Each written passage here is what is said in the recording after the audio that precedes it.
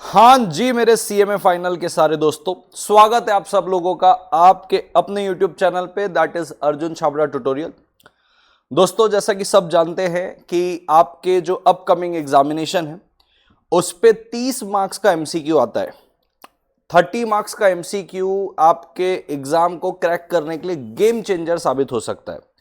और हाल ही पे इंस्टीट्यूट ने अपना एमसीक्यू बैंक लॉन्च किया है, यानी कि आईसीएमआई ने, institute of cost and management accountant of India ने फाउंडेशन, इंटर और फाइनल के लिए भी एमसीक्यू बैंक लॉन्च किया है खुद से। और ये एमसीक्यू बैंक आपके सामने ही है। काफी लोगों को इसके बारे से डेफिनेटली पता है, इंस्टीट्यूट के एमसीक्यू बैंक रिलीज हुए हैं। कुछ लोगों को अभी इसके बारे से नहीं पता है, अब पता लग जाएगा। सो दोस्तों, जो आपका अपकमिंग मंथ में जो आपके एग्जाम होने वाले हैं उसके संबंध में, ताकि आपके वो जो 30 मार्क्स के एमसीक्यूज है उस पे 4 चांद लग जाए, 30 के 30 मार्क्स के एमसीक्यू आपके सही रहे, आज हम ये सेशन ले रहे हैं जो कि हम इंस्टीट्यूट के एमसीक्यू बैंक से ही ले रहे हैं। और मैं आपको बताना चाहता हूं, इन एमसीक्यू बैंक के अंदर सारे वही क्वेश्चन हैं जो आपके मॉड्यूल के हर चैप्टर के बाद खत्म होने के बाद जो दिए रहते हैं, उनमें से कुछ चुनिंदा एमसीक्यू इंस्टीट्यूट ने एक्सट्रैक्ट करके इस एमसीक्यू बैंक में डाला हुआ है। मैं आपके मॉडल क्वेश्चन पेपर को देखा, दोनों मॉडल क्वेश्चन पेपर को देखा, सेट 1 और सेट 2 को।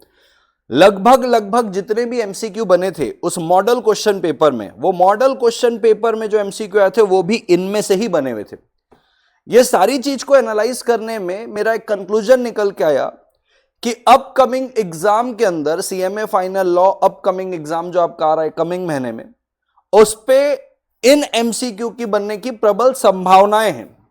क्योंकि जब आप मॉडल क्वेश्चन पेपर नंबर 1 या मॉडल क्वेश्चन पेपर नंबर 2 देखेंगे, सेट 1 और सेट 2, उस पे लगभग जितने एमसीक्यू हैं वो इसी एमसीक्यू बैंक से बने हुए हैं। और ये एमसीक्यू बैंक सारा कुछ कंपाइल किया हुआ है, हर चैप्टर के पीछे जो एमसीक्यू है उसको एक्सट्रैक्ट करके। सो दोस्तों, मैं चाहता हूं कि आपका जो अपकमिंग एग्जामिनेशन रहे उस पे आप बहुत अच्छे से झंडे गाड़ के आए। अगर 30 मार्क्स का एमसीक्यू आप सही करके आ जाते हैं तो बचे हुए 70 मार्क्स को अगर आप अच्छे तरीके से अटेम्प्ट भी करते तो गिरी से गिरी हालत में आप उसमें 20-25 मार्क्स तो ले ही आएंगे, यानी कि पास तो आप आराम से हो जाते हैं जब आपके 30 मार्क्स के एमसीक्यू सही हो जाते हैं। बट उसके लिए लगती है प्रैक्टिस।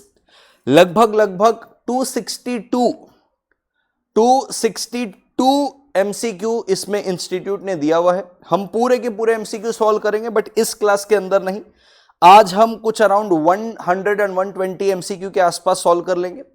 रिमेनिंग जो है वो अपन अपनी अगली क्लास पे करके लेंगे। जैसा कि मैं देख पा रहा हूं लाइव चैट में काफी लोग जुड़े हुए हैं। स्वागत करता हूं आप सब लोगों का आपके अपने यूट्यूब चैनल में, that is Arjun Chhabra tutorial. Yes Rahul ji, मैं बहुत बढ़िया हूं, आप बताइए आप कैसे हो। स्नेहा जी भी हैं, कशिश जी भी हैं, अनुराग जी भी हैं, विशेष जी भी हैं, देवयानी भी है, अभिजीत भी है। स्वागत है आप सब लोगों का आपके अपने यूट्यूब चैनल में, that is Arjun Chhabra tutorial. तो दोस्तों, मैं बताना चाहता हूं, जब मैं एमसीक्यू सॉल्व करूंगा तो आपकी एक ड्यूटी रहेगी, जब भी मैं कोई क्वेश्चन पढ़ रहा हूं मेरे आंसर बोलने के पहले आप पॉज कर लेंगे, और पॉज करने के बाद खुद ही पहले आप उसका आंसर करेंगे। उसके बाद आप मेरा आंसर देखेंगे कि मैंने क्या आंसर किया है। इस पे कुछ एक जगह ऐसी है, कुछ ही जगह, बहुत ज्यादा जगह नहीं। इंटर में बहुत सारी जगह में एरर दिया था आंसर के अंदर, लेकिन फाइनल के अंदर जितने भी सो फार अब तक मैंने एमसीक्यू देखे हैं उस पे इंस्टीट्यूट ने सही आंसर दिए हुए, बट देयर इज चांसेस 1-2-4 जगह जहां पे आंसर गलत है। आप पॉज करेंगे, खुद आंसर करेंगे, उसके बाद ही आप मेरे आंसर को देखेंगे। अगर आप पॉज करके खुद के आंसर नहीं करते और मैं जैसे जैसे बताता हूं हाँ करके आगे बढ़ते जाते, तो इसमें आपको आपकी गलती नहीं पता चलेगी। जब आप गलत करेंगे और आपने गलत ऑप्शन टिक किया, मैंने सही ऑप्शन बताया, तो दिमाग में आता है यार शिट, ये तो मेरे को आता था, मैंने पूरा एमसीक्यू क्यों नहीं पढ़ा, मैंने पूरे ऑप्शन क्यों नहीं पढ़ा, मैं हड़बड़ा गया। ये जो शिट वाली फीलिंग है, जो रिग्रेट वाली फीलिंग है, ये आपको मेन एग्जामिनेशन में गलती करने से बचा देगी। तो थोड़ा सा वक्त जरूर लगेगा इस प्रोसेस पे, लेकिन आपको यही करना है कि पहले पॉज करना है और पॉज करने के बाद ही ये सारी चीजें करना है। ठीक है दोस्तों, तो दोस्तों मैं शुरू करता हूं। मेरा एडमिन जो है लाइव चैट को ऑफ कर देगा, क्योंकि एनीवेज मैं चाहता हूं कि आप पॉज करें, आप इमीडिएटली आंसर ना करें, आप खुद का आंसर पहले देखें। बीच में काफी चीज स्पैम आ जाता है, कुछ हो जाता है, एक लय बिगड़ती है आपस में, बाकी लोग भी डिस्टर्बेंस होते हैं, कुछ और ही चलने लग जाता है चैट बॉक्स में। तो मेरा एडमिन जो है वो चैट को ऑफ कर देगा और आप और मैं, आप वहां पे लाइव बैठ के, मैं यहां पे लाइव बैठ के लगभग 100 से 120 एमसीक्यू आज की क्लास पे कर लेंगे। रिमेनिंग एमसीक्यू हम अगली क्लास पे कर लेंगे। ठीक है दोस्तों, लेट्स स्टार्ट, फटाफट शुरू करते हैं।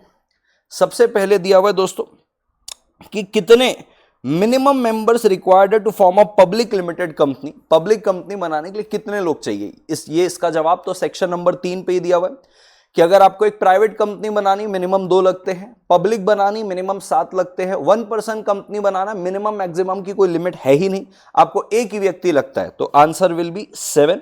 इसका आंसर जो है ये आपको सेक्शन नंबर 3 पे भी मिल जाएगा, section 3 of the companies act. ठीक है सर, राइट ऑप्शन है 7।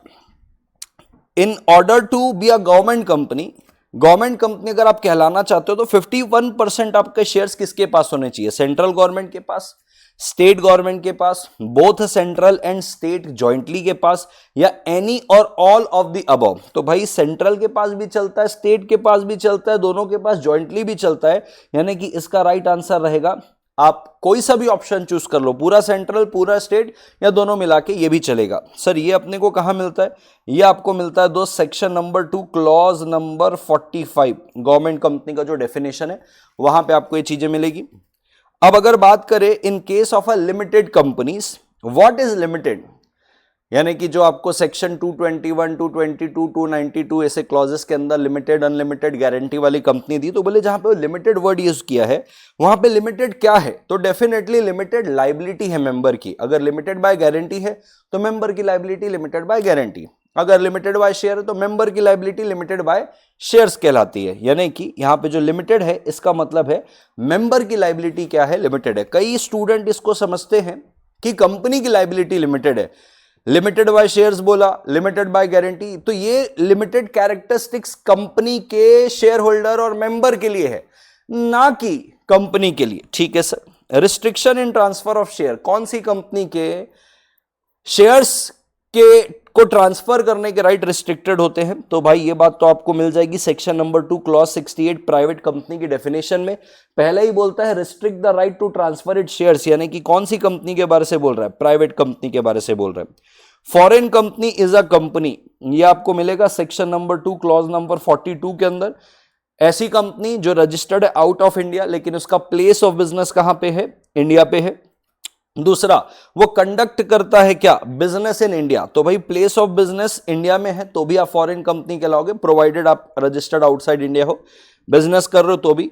Need not have any business in India, ये तीसरा है। और चौथा है ईदर 1 और 2, इसका राइट ऑप्शन है मेरे लाल ईदर 1 और 2। ईदर 1 और 2 का मतलब पहली शर्त तो क्वेश्चन में ही पूरी हो गई है कि भाई आप आउटसाइड इंडिया हो।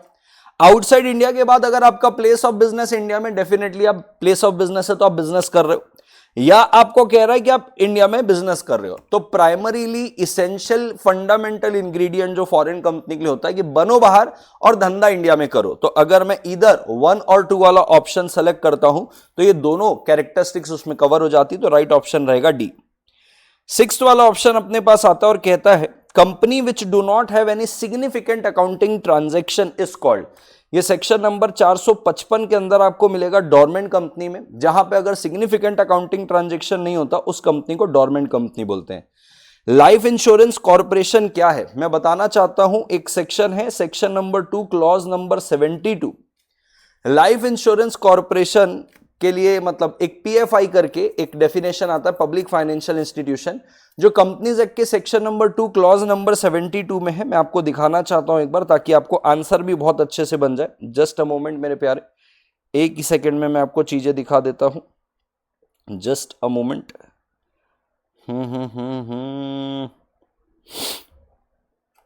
हाँ जी दोस्तों ध्यान दीजिएगा, मैं बेयर एक्ट आपके सामने ओपन करके ले रहा हूं, कंपनीज एक्ट का। कंपनीज एक्ट के जब आप बेयर एक्ट में जाते हो और बेयर एक्ट में सेक्शन नंबर 2 क्लॉज 72 पे जाते हो, सेक्शन 2 क्लॉज नंबर 72, इस पे आपको पब्लिक फाइनेंशियल इंस्टीट्यूशन का डेफिनेशन मिलेगा। Section number 2 clause number 72, PFI means public financial institution का मतलब लाइफ इंश्योरेंस कॉर्पोरेशन का तो नाम ही ले दिया, जो अंडर सेक्शन 3 जो में है। इंफ्रास्ट्रक्चर डेवलपमेंट फाइनेंस कंपनी के लिए बोला, यूनिट ट्रस्ट ऑफ इंडिया के लिए बोला, और फिर बाद में बोला कोई भी ऐसा इंस्टीट्यूशन जिसको सीजी नोटिफाई कर देगी आरबीआई के साथ कंसल्ट करके, और आगे कुछ और डिटेल दी हुई है। सबसे पहले तो मेरे लाल क्वेश्चन अपने को क्या पूछता है, क्वेश्चन अपने को पूछता है कि भाई लाइफ इंश्योरेंस कॉर्पोरेशन क्या है, क्या वो एक स्टैट्यूटरी कॉर्पोरेशन है? हाँ भाई, उसके लिए अलग से एक्ट पास हुआ है। ऐसी ऑर्गेनाइजेशन जिसके लिए पार्लियामेंट में अलग से एक्ट पास हुआ उसके बाद वो बनी, उसको स्टैट्यूटरी कॉर्पोरेशन बोलते हैं। A statutory corporation but not PFI. भैया तो पीएफआई के तो डेफिनेशन में ही दिया हुआ है वो, तो ऐसा तो बोलना गलत हो जाएगा। सेकेंड ऑप्शन आता है स्टैट्यूटरी कॉर्पोरेशन है एंड पीएफआई है। बिल्कुल ये करेक्ट ऑप्शन है कि स्टैट्यूटरी कॉर्पोरेशन तो है ही और साथ साथ में क्या है, पीएफआई भी है। ठीक है sir. Person who science the MOA, ऐसा व्यक्ति जो एमओए को साइन करता है क्या बोलते हैं, सब्सक्राइबर टू द मेमोरेंडम। ठीक है sir. Certificate of incorporation is issued by COI, यानी कि जो एमजीटी बोल रहा हूं आपका, आईएनसी इनकॉर्पोरेशन सर्टिफिकेट जो रहता है वो कौन इशू करके देता है, तो भाई आरओसी करके देता है, registrar of company. Declaration by professional, मैं बताना चाहता हूं ये वाली चीज भी सेक्शन नंबर 7 के अंदर है, ये वाली भी चीज सेक्शन नंबर 7 के अंदर है। अगर आपको पता होगा जब आपको कंपनी इनकॉर्पोरेट करनी होती है तो आपको एमओए देना पड़ता है, एओए देना पड़ता है। डिक्लेरेशन एक सब्सक्राइबर देता है, एक डिक्लेरेशन प्रोफेशनल देता है जो आपकी कंपनी को इनकॉर्पोरेट करने के लिए आपकी हेल्प कर रहा है कि इस एक्ट के अंदर इनकॉर्पोरेशन से संबंधित जितने भी प्रोविजन है हमने सब कंप्लाई किए। आईएनसी 8 के अंदर डिक्लेरेशन सब्सक्राइबर देता है, आईएनसी 9 के अंदर डिक्लेरेशन प्रोफेशनल देता है, और वो प्रोफेशनल सीए भी हो सकता है, सीएस भी हो सकता है, सीएमए भी हो सकता है, एडवोकेट भी हो सकता है। तो अपने को कहता है ये जो डिक्लेरेशन बाय प्रोफेशनल है ये कौन दे सकता है, तो बोले एनी ऑफ द अबव, क्योंकि प्रैक्टिसिंग सीए, सीए और सीएमए सब कर सकते हैं। ठीक है सर। रजिस्टर्ड ऑफिस अगर आपको चेंज करना है, वर्ड यहां पे यूज करता है with in a city, same city के अंदर, with in a city, town और विलेज, अगर आप रजिस्टर्ड ऑफिस चेंज करना चाहते हो with in the city, town और विलेज, सेम शहर के अंदर, सेम टाउन और सेम विलेज के अंदर चेंज करना चाहते हो तो क्या लगेगा। इस पे आपको कंफ्यूजन ना हो तो मैं थोड़ी सी आपको क्लैरिटी देना चाहता हूं, बात को ध्यान से समझना मेरे लाल। एक section number 12 sub section number 5 है, ये कहता है अगर आपको आउटसाइड द सिटी, अगर आउटसाइड द सिटी यानी कि जैसे मैं महाराष्ट्र में हूं, महाराष्ट्र पुणे में हूं, मैं पुणे से लातूर शिफ्ट करना चाहता हूं, लातूर महाराष्ट्र का ही एक शहर है, तो पुणे से मैं लातूर जाना चाहता हूं, तो इसके लिए section number 12 sub section number 5 कहता है कि आपको जनरल मीटिंग में लगेगा एसआर, तो ही आप कर पाओगे। इसके अंदर एक प्रोविजो भी आता है, सेक्शन 12 सब सेक्शन नंबर 5 के अंदर एक प्रोविजो आता है। प्रोविजो अपने को यह कहता है कि मान लीजिए जब आप अपना registered office outside the city change कर रहे हो, जैसे मैं पुणे से लातूर जा रहा हूं, इसकी वजह से अगर आपका आरओसी का ज्यूरिसडिक्शन बदल रहा है, ये बड़ी अच्छी बात है, ये अच्छा टेक्निकल कंसेप्ट है। आरओसी का ज्यूरिसडिक्शन बदलने का मतलब क्या है, ये सिर्फ 2 ही स्टेट में संभव है, एक महाराष्ट्र में और एक तमिलनाडु में। महाराष्ट्र में आपको पता होगा 2 आरओसी है, एक मुंबई आरओसी है, एक पुणे आरओसी है। तमिलनाडु में एक चेन्नई पे है और एक कोयम्बतूर पे है। तो अब जैसे मैं आपको बोला कि भाई पहले मैं पुणे के अंदर था तो शायद मैं पुणे आरओसी के अंदर रहूंगा, हम बराबर। अब मान लो जैसे मैंने बोला मैं लातूर जा रहा हूं, आप इमेजिन करिए, सपोज करिए कि जो लातूर वाला शहर है वो मुंबई आरओसी के अंदर आता है, 2 आरओसी, एक मुंबई एक पुणे। तो भाई हर आरओसी के पास 2 आरओसी, तो अपनी अपनी सिटी बांटी गई है, मिनिस्ट्री के द्वारा अपनी अपनी सिटी बांट दी गई है कि भाई ये तुम्हारा ज्यूरिसडिक्शन एरिया, ये तुम्हारा ज्यूरिसडिक्शन एरिया। तो अब मैं हूं तो महाराष्ट्र के अंदर ही, पुणे भी महाराष्ट्र में, लातूर भी महाराष्ट्र में, लेकिन जब मैं पुणे से लातूर जा रहा हूं तो मेरा क्या हो रहा है, आरओसी बदल रहा है, स्टेट नहीं बदल रहा है, शहर बदल रहा है, और शहर बदलने की वजह से आरओसी बदल रहा है। इस परिस्थिति के अंदर बोलता है कि जनरल मीटिंग में एसआर तो लगेगा, साथ साथ में रीजनल डायरेक्टर की भी अप्रूवल लगेगी। ये हुई एक बात। एक सेक्शन नंबर 13 है जो बात करता है अल्टरेशन ऑफ मेमोरेंडम की, और अल्टरेशन ऑफ मेमोरेंडम क्या अपने को कहता है कि देखो अगर आप एक स्टेट से दूसरे स्टेट में अपना रजिस्टर्ड ऑफिस चेंज करना चाहते हो, यहां पे भी आपको जनरल मीटिंग में क्या लगेगा, एसआर लगेगा, बराबर।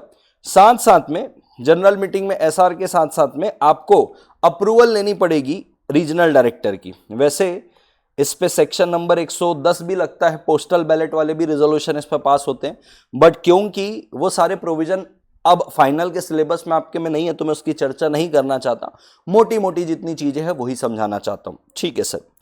तो सर सेक्शन 13 में स्टेट बदलने की बात हो गई कि एसआर भी लगेगा और साथ साथ में आरडी की अप्रूवल लगेगी। सेक्शन 12(5) में बोला कि भाई शहर के बाहर जाना है तो एसआर लगेगा, यानी कि 12(5) कवर करता है outside the city with in the same state और 13 कवर करता है outside the state. State he change करना है तो 13, सिटी चेंज करनी है तो 12। इस परिस्थिति के अंदर आप अगर देखेंगे तो कहीं पे भी ऐसा चीज कवर नहीं किया। अगर with in the state, with in the city change करना, पुणे के पुणे में ही एक जगह से दूसरी जगह जाना, ये कहीं कवर नहीं किया। तो प्रैक्टिकली अगर मैं आपको बताऊं तो इसके लिए सिर्फ और सिर्फ विद इन द सिटी जब आप चेंज करते हो तो मात्र आपका बोर्ड रेजोल्यूशन से क्या हो जाता है, काम चल जाता है। क्योंकि ना तो ये 12(5) में कवर होता, क्योंकि 12(5) बोलता आउटसाइड द सिटी और 13 बात करता आउटसाइड द स्टेट। तो जब आप विद इन द सिटी कर रहे हो जिसके लिए अलग से कोई चीजें नहीं बताई हुई है, इस परिस्थिति के अंदर मेरे प्यारे आप बोर्ड मीटिंग में बोर्ड रेजोल्यूशन पास करके with in the city change कर सकते हो। ठीक है सर।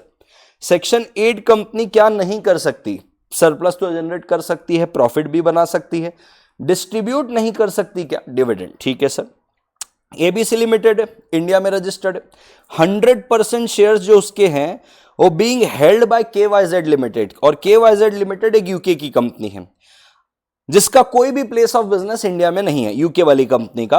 तो एबीसी लिमिटेड को आप क्या बोलोगे, तो भैया एबीसी लिमिटेड तो यहां पे इंडिया पे रजिस्टर्ड है ना, तो हम उसको क्या बोलेंगे, इंडियन कंपनी बोलेंगे। तीसरा एक ऑप्शन आता है कि wholly owned subsidiary of a foreign company बोलेंगे बट इंडियन कंपनी बोलेंगे।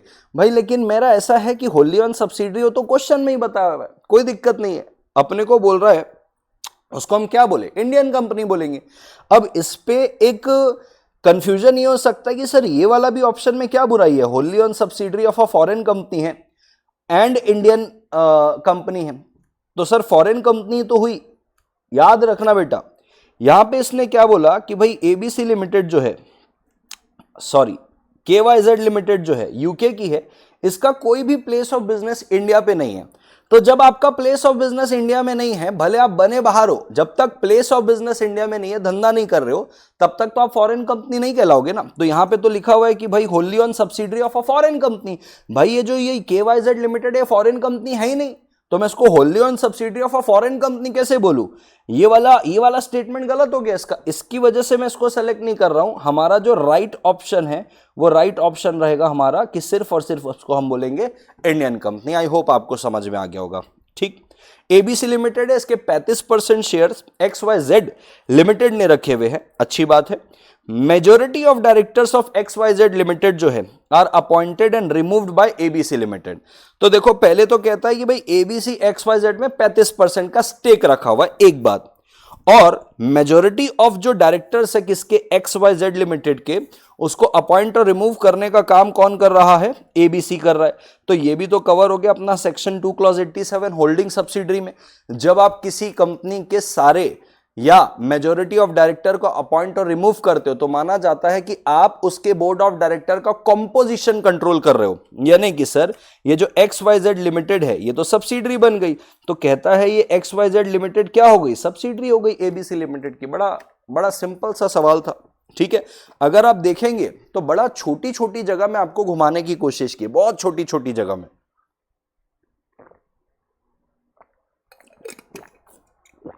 आइए दोस्तों आगे बढ़ते हैं।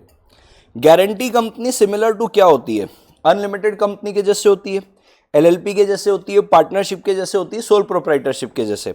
अब देखो क्या है इस क्वेश्चन में, लेकिन बड़ा बारीक बारीक जगह पूछा। सबसे पहले तो देखो अनलिमिटेड कंपनी हो नहीं सकती गारंटी कंपनी, क्योंकि गारंटी कंपनी मतलब लायबिलिटी लिमिटेड, तो अनलिमिटेड तो हो नहीं सकते। अब कंपनी बोला है तो पार्टनरशिप भी नहीं हो सकते, अब कंपनी बोला है तो सोल प्रोप्राइटर भी नहीं हो सकते। एक ही चीज आती है एलएलपी, मतलब मैं अपना कॉमन सेंस भी लगाऊं, सड़ा सा कॉमन सेंस, तो ये समझ में आता है कि भैया ये नहीं होगा, एलएलपी होगा। अब सवाल आता है कि गारंटी कंपनी एलएलपी के सिमिलर कैसे हो रही है सर। कॉमन सेंस लगा के हम यहां तक तो पहुंच गए, लॉजिक क्या है इसके पीछे। लॉजिक ये मेरे लाल, आपको एलएलपी एक्ट अगर थोड़ा सा याद होगा जो आपने इंटर लेवल पे पढ़ा था, एलएलपी एक्ट के अंदर बोलता है कि जो भी पार्टनर जितना कैपिटल कंट्रीब्यूशन करने के लिए एग्री किया है उससे ज्यादा उसको कुछ भी पे नहीं करना है। भले ही एलएलपी का जब वाइंडिंग अप हो रहा है तो एलएलपी की असेट जो है इनसफिशिएंट हो रही है, तो भी जितना कैपिटल कंट्रीब्यूशन के लिए एग्री किया था पार्टनर ने, उसको उतना ही देना, उसके 1 रुपए ऊपर उसको नहीं देना है। ये बात वहां पे आती है मोटे रूप पे। तो इसीलिए बोला है कि भाई गारंटी कंपनी में भी क्या होता है कि भाई जितनी मैंने गारंटी दी है वाइंडिंग अप के वक्त भी मैं उतना ही गारंटीड अमाउंट दूंगा, उससे ज्यादा नहीं दूंगा। हो सकता है कम लग जाए बट उससे ज्यादा नहीं दूंगा। तो इसीलिए उसको बोला कि वो एलएलपी के समान है। अब आगे अपने को कहता है once a company is converted into LLP, एक बार आपने कंपनी को किस पे कन्वर्ट कर दिया, एलएलपी में कन्वर्ट कर दिया। Intimation to ROC has to be made within कितने दिन, एक बार आपने कंपनी को कन्वर्ट कर दिया एलएलपी में तो आरओसी को आप इंटीमेशन कितने वक्त में देते हो, तो 15 दिन के अंदर आपको इंटीमेशन देना होता है आरओसी को। ऑल्दो ये सारे जो सवाल जवाब आ रहे हैं मेरे लाल, ये सारे आपके इंटर लेवल के सवाल जवाब है एलएलपी के संबंध में जो आ रहे हैं, बट थोड़ी सी इंस्टीट्यूट अजम्पशन भी लगा रहा है आपके लिए कि भाई जब आप आ रहे हो फाइनल लेवल पे तो कुछ मोटी मोटी बातें कितने समय में क्या करना है आपको पता होनी चाहिए। अब एक बात आती है कि भाई कौन से चैप्टर के अंदर फॉरेन कंपनी से डील किया जा रहा है, ये वाला चैप्टर आपके मॉड्यूल पे भी दिया हुआ है और मैं आपको बताना चाहता हूं कंपनीज इनकॉर्पोरेटेड आउटसाइड इंडिया एक चैप्टर का नाम है, जो चैप्टर नंबर 22 पे कवर होता है कंपनीज एक्ट 2013 के। वहां पे फॉरेन कंपनी के बारे से बात किया है, मैं एक बार आपके समक्ष आपको रखना भी चाहता हूं इस चीज को। चैप्टर नंबर 22, चैप्टर नंबर 22 जो है मेरे लाल वो बात करता है कंपनीज इनकॉर्पोरेटेड आउटसाइड इंडिया, जिसपे आपकी बात चलती है फॉरेन कंपनी के संबंध में। एक ही सेकेंड दोस्तों, आजा भाई फटाफट, ये देखिए चैप्टर नंबर 22 है companies incorporated outside India. 2 chapter के संबंध में इसने एमसीक्यू पूछा है, एक तो कि भाई कंपनीज इनकॉर्पोरेटेड आउटसाइड इंडिया यानी कि फॉरेन कंपनी के बारे से कहां बात किया, तो चैप्टर नंबर 22। और एक आपका आता है इंक्वायरी एंड इन्वेस्टिगेशन, जो चैप्टर नंबर 14 होता है। सेंट्रल गवर्नमेंट ऑर्डर करती है आपके खिलाफ इंक्वायरी एंड इन्वेस्टिगेशन, उसके बारे से भी पूछा हुआ है कि ये इंस्पेक्शन इंक्वायरी एंड इन्वेस्टिगेशन कौन से चैप्टर पे दिया हुआ है, तो ये चैप्टर नंबर 14 पे है और वो चैप्टर नंबर 22 पे है कंपनीज इनकॉर्पोरेटेड आउटसाइड इंडिया। ठीक है सर, फटाफट जीवन में आगे बढ़ते। इन केस ऑफ सिक्योर्ड डिबेंचर, यानी कि डिबेंचर इशू किया है, पैसे उठाए हैं, उसके लिए सिक्योरिटी भी दी हुई है। और सिक्योरिटी किसके फेवर पे क्रिएट करते हैं, यानी कि जब सिक्योर्ड डिबेंचर आप इशू करते हो तो किसके फेवर में सिक्योरिटी क्रिएट करते हो। आमतौर पर बच्चे के दिमाग में आता है कि भाई डिबेंचर होल्डर के फेवर पे करते नहीं, बट कॉमनली इसका आंसर क्या, कॉमनली क्या मतलब यूजुअली दिमाग में तुरंत आना चाहिए ढंग से पढ़े तो डिबेंचर ट्रस्टी के फेवर में। यही जब आप डिपॉजिट के माध्यम से पैसे रेज करते हो तो डिपॉजिटर ट्रस्टी के फेवर पे सिक्योरिटी क्रिएट होता है। डिबेंचर के माध्यम से आपने पैसे रेज किए तो डिबेंचर ट्रस्टी के फेवर पे सिक्योरिटी क्रिएट होती है। ठीक है सर। फुल्ली कन्वर्टेबल डिबेंचर को आप क्या बोलोगे, डेट इंस्ट्रूमेंट बोलोगे, इक्विटी बोलोगे, हाइब्रिड इंस्ट्रूमेंट बोलोगे, नन ऑफ द अबव। अब फुल्ली कन्वर्टेबल का मतलब क्या होता है कि भाई आज से 2 साल बाद, 5 साल बाद, 8 साल बाद, 10 साल बाद, जो भी आपने उसकी मैच्योरिटी डेट फिक्स की होगी उसके बाद वो कन्वर्ट हो जाएगा इक्विटी में। बट आज तो वो डिबेंचर ही है ना। कई बच्चा इसमें कंफ्यूज होगा कि उसको हाइब्रिड बोलेंगे, क्यों, क्योंकि कन्वर्ट तो इक्विटी में होगा। भाई वो भविष्य में कन्वर्ट होगा इक्विटी में, आज तो वो डेट इंस्ट्रूमेंट ही है, तो उसको प्योरली क्या बोला जाएगा, debt instrument. Register of deposit जो है वो वॉलेंट्री है, मतलब बनाओ नहीं बनाओ चलेगा। दूसरा मैंडेटरी है। तीसरा मैंडेटरी है with particulars as per rules और not to be maintained at all. तो मैं बताना चाहता हूं मैंडेटरी है with particular as per rules. Rules के अंदर इस पे सारी बात बताई भी। रजिस्टर ऑफ डिपॉजिट में आप नेम ऑफ डिपॉजिट होल्डर बताओगे, उसका एड्रेस बताओगे, उसका प्रोफेशन बताओगे, उसकी नेशनैलिटी बताओगे, वो क्या काम करता है एंड सो ऑन, पूरा पर्टिकुलर्स है वो आपको बनाना है। मैंडेटरी है, वॉलंटरी नहीं है। ठीक है सर। अब 21 में आते हैं। 21 कहता है डिबेंचर ट्रस्टी कैन बी, कोई बैंक हो सकता है, एनबीएफसी हो सकता है, मर्चेंट बैंकर हो सकता है, और लास्ट में कहता है any entity registered with SEBI. तो इसका आंसर राइट यही वाला है, जो सेबी के साथ रजिस्टर्ड है वही डिबेंचर ट्रस्टी हो सकता है। अब ये वाली जो बात है इसको थोड़ा सा डॉट लगाइएगा, इसका आपकी मॉड्यूल पे कोई कॉन्टेक्स्ट नहीं दिया है। कॉन्टेक्स्ट का मतलब भाई साहब किस सेंस में पूछ रहे हो, loan in parallels to companies act का मतलब, यानी कि क्या पूछना चाह रहे हो, loan in parallels to companies act, जिसका आंसर इनने कैश क्रेडिट करके दिया हुआ है। तो मेरे को बड़ा कॉन्टेक्स्ट लेस क्वेश्चन ये दिखा है, तो इसको इतना ही समझ सकते हैं, उससे ज्यादा नहीं। अब कहता है इन case of deposit by the company, जब कंपनी डिपॉजिट एक्सेप्ट करती है तो क्या वो ब्रोकरेज दे सकती है। जैसे कि मान लीजिए मेरी कंपनी है, मैं आपको बोल रहा हूं यार मेरे को डिपॉजिट करवाना मेरी कंपनी में, मेरे को पैसे की जरूरत है, आप कोई ग्राहक लेके आते हो जो डिपॉजिट कर रहा है मेरी कंपनी में, बराबर है, तो क्या मैं आपको ब्रोकरेज दे सकता हूं? तो पहला आता है कोई ब्रोकरेज नहीं। दूसरा आता है any amount of brokerage can be given, जितना हो सके मेरे तरफ को जितना लगे मैं दे सकता हूं। तीसरा, rate of brokerage shall be as per RBI regulation. चौथा, rate of brokerage shall be as per SEBI regulation. भाई सीधी सी बात है, ये वाला ऑप्शन तो कहीं नहीं आएगा। सेबी का कोई संबंध नहीं आता डिपॉजिट के केस में। जो संबंध आता है किसका आता है? आरबीआई का आता है। आरबीआई के रेगुलेशन के हिसाब से आपको मैं ब्रोकरेज दे सकता हूं, ठीक है।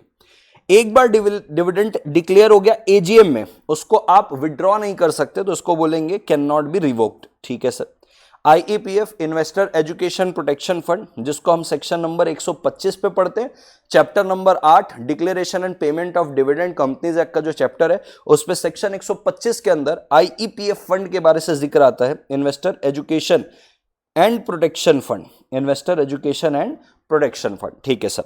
Once declared the amount of dividend shall be transfer to special dividend account. इस पे कंफ्यूज मत होना मेरे लाल, यहां पे कहता है स्पेशल डिविडेंड अकाउंट में ट्रांसफर होगा।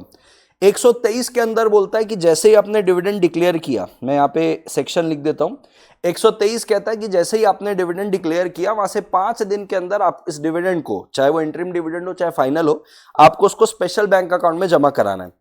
अब अगर 30 दिन के अंदर डिविडेंड पे नहीं होता, तो अगले 7 दिन में आप उसको अनपेड डिविडेंड अकाउंट में ट्रांसफर करते हो, तो 7 दिन आता है अनपेड डिविडेंड के लिए, ठीक है सर। तो यहां पे कितना आएगा? 5 डेज, ठीक है सर। जीवन में आगे बढ़ते हैं। जो प्रैक्टिसिंग चार्टर्ड अकाउंटेंट है, उसको आप अपॉइंट कर सकते हो एज एन ऑडिटर, कितने समय के लिए? 5 साल के लिए मेरे दोस्त, बस। ये बात कहां पे लिखी हुई है? Section number 139 audit and auditors वाले सेक्शन में लिखी हुई है कि एक इंडिविजुअल बंदा है जिसको आप ऑडिटर बनाना चाहते हो, तो एक टर्म 5 साल के लिए। कोई पार्टनरशिप फर्म है इंक्लूडिंग एलएलपी, क्योंकि हम एलएलपी को क्वालिफाइड मानते हैं इस ऑडिटर वाले चैप्टर में कि वो ऑडिटर बन सकती है एलएलपी, तो उसके लिए 2 टर्म आता है, एक टर्म 5 साल, आप एक बार और रीअपॉइंट कर लो 5 साल। लेकिन यहां पे बोला प्रैक्टिसिंग चार्टर्ड अकाउंटेंट, यानी कि वो इंडिविजुअल की बात कर रहा है, तो एक टर्म 5 साल के लिए। यही अगर पार्टनरशिप फर्म बोल देता तो हम शायद 10 साल चूज कर सकते थे, डिपेंडिंग कि वहां लिखा होता 2 term is equal to 10 years, ठीक है सर। डायरेक्टर रिस्पॉन्सिबिलिटी स्टेटमेंट किसका पार्ट होता है? तो बोर्ड रिपोर्ट का पार्ट होता है भाई। डायरेक्टर रिस्पॉन्सिबिलिटी स्टेटमेंट आपको सेक्शन नंबर 134 के अंदर मिलता है, बोर्ड रिपोर्ट, और उस बोर्ड रिपोर्ट के अंदर डायरेक्टर रिस्पॉन्सिबिलिटी स्टेटमेंट आती है। नफरा का मतलब क्या होता है? National financial reporting authority. तो नेशनल फाइनेंशियल रिपोर्टिंग है, फिजिकल है, नॉन फाइनेंशियल है, the right option will be national financial reporting authority. Statutory auditor shall be, कौन होगा? एसीएस होगा। एसीएस का मतलब होता है एसोसिएट कंपनी सेक्रेटरी, यानी कि प्रैक्टिस करते हुए अभी 5 साल नहीं हुआ है।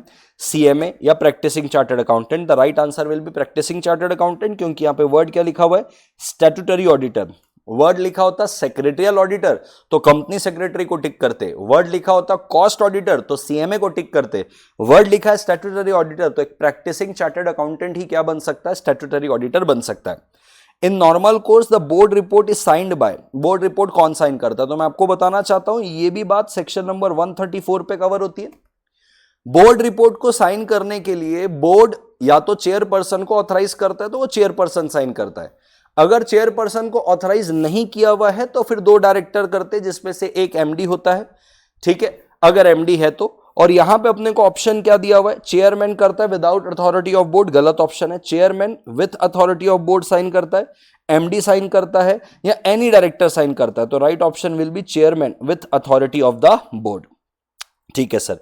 सीएनएजी का मतलब क्या होता है? Controller and auditor general of India, बरोबर है क्या? कंट्रोलर ऑफ ऑडिटर जनरल, तो कंट्रोलर एंड ऑडिटर जनरल होगा, थोड़ा सा ऑप्शन गलत है।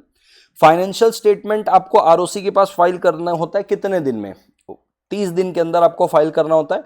यह बात आपको सेक्शन 137 में मिलेगी। 137 कहता है कि जैसे ही आपके फाइनेंशियल स्टेटमेंट अडॉप्ट कर लिए गए एनुअल जनरल मीटिंग में, वहां से 30 दिन के अंदर आपको ये आरओसी के पास फाइल करना पड़ता है along with the relevant document, consolidated financial statement and बाकी चीजें।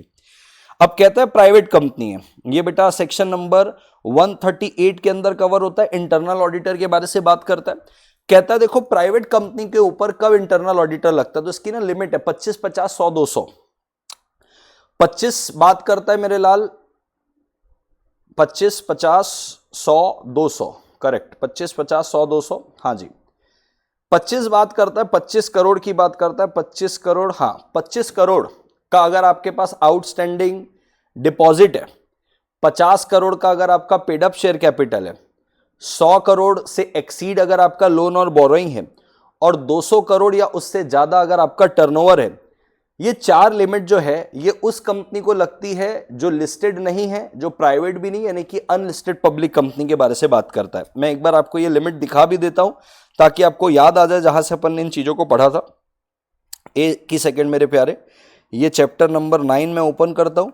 चैप्टर नंबर 9 के मैं सेक्शन 138 में जाता हूं। तो जैसे कि मैंने आपको बताया 25 करोड़, 50 करोड़, 100 करोड़ और 200 करोड़, ये चार लिमिट उस कंपनी को लगती है जो कि ना तो लिस्टेड कंपनी है और ना तो क्या कंपनी है, प्राइवेट है, वो अनलिस्टेड पब्लिक कंपनी है। यानी कि सर लिस्टेड कंपनी के केस में हमको कुछ देखना ही नहीं है, 25, 50, 100, 200 हमको देखना ही नहीं है। हमको सिर्फ अगर ये पता चल गया कि वो लिस्टेड है, बात खत्म हो जाएगी। सर वो लिस्टेड है, इसका मतलब उसको इंटरनल ऑडिटर अपॉइंट करना पड़ेगा। हम लिस्टेड में लिमिट देखते ही नहीं। अनलिस्टेड पब्लिक कंपनी, चार लिमिट है, आउटस्टैंडिंग डिपॉजिट 25 करोड़ और more, paid up share capital 50 crore और more, outstanding loan borrowing bank और पीएफआई से एक्सीडिंग 100 करोड़। 100 करोड़ में नहीं बोल रहा है, 100 करोड़ तक कोई दिक्कत नहीं है, 100 करोड़ 1 रुपए हुआ तो आपको करना है, और टर्नओवर 200 करोड़ और मोर। अब ये जो चार लिमिट है प्राइवेट कंपनी के लिए अगर आप देखेंगे तो ये दो ही लिमिट काम करती है, एक 100 करोड़ और एक 200 करोड़। यानी कि अगर आउटस्टैंडिंग लोन बोरोइंग बैंक और पीएफआई से एक्सीडिंग 100 करोड़ है या टर्नओवर 200 करोड़ और मोर है, और ये सब प्रीसीडिंग फाइनेंशियल ईयर का हम देखते हैं, तो अपने को इंटरनल ऑडिटर अपॉइंट करना पड़ता है। तो यहां पे देखो अपने को सवाल पूछता है कि प्राइवेट कंपनी है, इंटरनल ऑडिटर कब अपॉइंट हो गया, टर्नओवर 100 करोड़ और मोर। 100 करोड़ की तो कोई टर्नओवर देखता ही नहीं, 150 भी नहीं देखते। 200 करोड़ और मोर अगर टर्नओवर हुआ प्राइवेट कंपनी का तो इंटरनल ऑडिटर अपॉइंट करना पड़ेगा। ऑडिटर रिपोर्ट किसको एड्रेस की जाती है भाई, सीधी सी बात है, ऑडिटर रिपोर्ट एड्रेस की जाती है शेयर होल्डर को। सर ये बात कहां पे लिखी हुई मेरे लाल, ये बात लिखी हुई है section number 2 sub section number 2 पे, जहां पे मेरे लाल बात होती है कि भाई एनुअल जनरल मीटिंग में 4 ऑर्डिनरी बिजनेस होते हैं, तो consideration of financial statement, board report और ऑडिटर रिपोर्ट। तो ऑडिटर रिपोर्ट वो कंसीडर कब करेंगे, जब तुम एनुअल जनरल मीटिंग में ऑडिटर रिपोर्ट उनको दिखाओगे। ये बात हो गई 102(2) की। साथ साथ में एक आता है सेक्शन नंबर 136। 136 के अंदर मैं आपको दिखाना चाहता हूं, हम 21 डेज पहले, आई एम वेरी सॉरी, वहां 136 बिल्कुल करेक्ट, 136 में हम 21 डेज पहले ये सारी की सारी चीजें, यानी कि ऑडिटर रिपोर्ट, बोर्ड रिपोर्ट और ये सारी चीजें 21 डेज पहले हम किसको दे देते हैं, शेयर होल्डर्स को दे देते हैं, ताकि जब वो एनुअल जनरल मीटिंग में आए तो इन सारी चीजों का नॉलेज लेके आए, तब तो वो वहां पे उसको अडॉप्ट करेंगे। तो किसको एड्रेस रहेगा, शेयर होल्डर को। कारो कब से इफेक्टिव हुआ था, तो बेटा ये तो डेट आपको याद करनी पड़ेगी, 1/4/2021 से आपका कारो हुआ था। फर्स्ट ऑडिटर कौन अपॉइंट करता है, तो मैं आपको बताना चाहता हूं मेरे लाल, फर्स्ट ऑडिटर के लिए section number 138 if I am not wrong, 138 5 6 7 5 6 7, हाँ जी 138 का सब सेक्शन नंबर 7 कहता है कि पहला ऑडिटर अपॉइंट करने वाला होता है बोर्ड ऑफ डायरेक्टर। मैं आपको ये दिखा भी देता हूं फटाफट। हाँ जी, चैप्टर नंबर 10 में आप जैसे ही देखोगे, मैं माफी चाहता हूं मैंने सबसेक्शन 7 बोल दिया। सबसेक्शन नंबर 7 गवर्नमेंट कंपनी की बात करता है, सबसेक्शन नंबर 6 जो है वो बात करता है नॉन गवर्नमेंट कंपनी की और बोलता है कि बोर्ड अपॉइंट करेगा। पहला ऑडिटर गवर्नमेंट कंपनी का सीएनएजी अपॉइंट करता है, ये बात सबसेक्शन 7 में लिखी है। नॉन गवर्नमेंट कंपनी का जो पहला ऑडिटर है वो बोर्ड अपॉइंट करता है, सबसेक्शन 6 पे ये बात लिखी हुई है। मैं फटाफट आपको वापस से लेके चलता हूं, ये 6 कर लीजिएगा, ठीक है। तो फर्स्ट ऑडिटर कौन अपॉइंट करता है, बोर्ड ऑफ डायरेक्टर। यही अगर लिख देता कि फर्स्ट ऑडिटर गवर्नमेंट कंपनी का कौन अपॉइंट करता है, तो हमको सीएनएजी को टिक करना पड़ता, क्योंकि गवर्नमेंट कंपनी अलग से बोला नहीं है, इसलिए हम सीएनएजी को टिक ना करते हुए हम बोर्ड ऑफ डायरेक्टर को टिक कर रहे हैं। Auditor can render the following additional service to the company. आपको पता होगा सेक्शन नंबर 144 के अंदर मेरे लाल 144 बोलता है कि ऑडिटर कौन कौन सी सर्विस नहीं दे सकता, प्रोहिबिटेड है। अगर वो देगा तो वो डिस्क्वालीफाई हो जाएगा, उसको अपना ऑफिस वेकेंट करना पड़ेगा। तो इंटरनल ऑडिट की सुविधा वो नहीं दे सकता, वो प्रोहिबिटरी सर्विस में अकाउंटिंग एंड बुक कीपिंग की नहीं दे सकता, इन्वेस्टमेंट एडवाइजरी की नहीं दे सकता है। तो इसमें से कौन सी दे सकता है, तो भाई साहब कोई सी भी नहीं दे सकते हो, none of the above. Sir ये बात किधर लिखी हुई है, सेक्शन नंबर बेटा 144 के अंदर दिखेगा आपको कि ऑडिटर कौन कौन सी सर्विसेज नहीं दे सकता कंपनी को, जो प्रोहिबिटेड है। 144 144, ये देख पा रहे होंगे आप। अकाउंटिंग एंड बुक कीपिंग की सुविधा वो नहीं दे सकता, इंटरनल ऑडिट की सुविधा वो नहीं दे सकता, और अगर अपन देखेंगे तो और क्या बोलता है अपने को, इन्वेस्टमेंट एडवाइजरी सर्विसेज, तो देखो इन्वेस्टमेंट एडवाइजरी सर्विसेज भी नहीं दे सकता। तो वो क्या दे सकता है फिर? कुछ भी नहीं दे सकता। 3 ऑप्शन में कोई सा भी नहीं, none of the above. Additional director का टेन्योर कितना होता है? 161 के अंदर ये चीजें कवर होती है। Additional director next annual general meeting तक अपना ऑफिस होल्ड करके रखता है, क्योंकि एडिशनल डायरेक्टर को अपॉइंट करने वाले बोर्ड ऑफ डायरेक्टर होते हैं, और आमतौर पर डायरेक्टर कौन अपॉइंट कर रहे हैं? जनरल मीटिंग में ऑर्डिनरी रेजोल्यूशन पास करके शेयर होल्डर। डायरेक्टर एडिशनल इसलिए अपॉइंट किया जाता है कि बोर्ड ऑफ डायरेक्टर को वर्कलोड ज्यादा है और एक व्यक्ति चाहिए काम संभालने के लिए, तो एडिशनल डायरेक्टर बोर्ड अपॉइंट कर लेता है 161 के अंदर। उसके बाद नेक्स्ट एनुअल जनरल मीटिंग में उसका एक प्रकार से आप बोलो रेटिफिकेशन होता है। रेटिफिकेशन किसके द्वारा? मेंबर के द्वारा। तो up to next annual general meeting तक उसका क्या रहता है? ऑफिस रहता है। ठीक है सर। अल्टरनेट डायरेक्टर कब अपॉइंट किया जाता है? व्हेन द एडिशनल, ये तो गलत वर्ड लिख दिया, एडिशनल नहीं, यानी कि जो ओरिजिनल डायरेक्टर है उसकी जगह अल्टरनेट आता है जब वो इंडिया से कम 3 महीने के लिए बाहर जाता है, तब अपने को अपॉइंट करना पड़ता है अल्टरनेट डायरेक्टर। जैसे ही जो ओरिजिनल डायरेक्टर है वो वापस आ जाता है, उस परिस्थिति के अंदर अल्टरनेट डायरेक्टर का ऑफिस खाली हो जाता है। वुमेन डायरेक्टर जो है, अब वुमेन डायरेक्टर किसको अपॉइंट करना होता है? एक तो लिस्टेड कंपनी को अपॉइंट करना होता है, एक ऐसी कंपनी जिसका paid up share capital 100 crore और मोर है, और एक ऐसी कंपनी जिसका टर्नओवर 300 करोड़ और मोर है।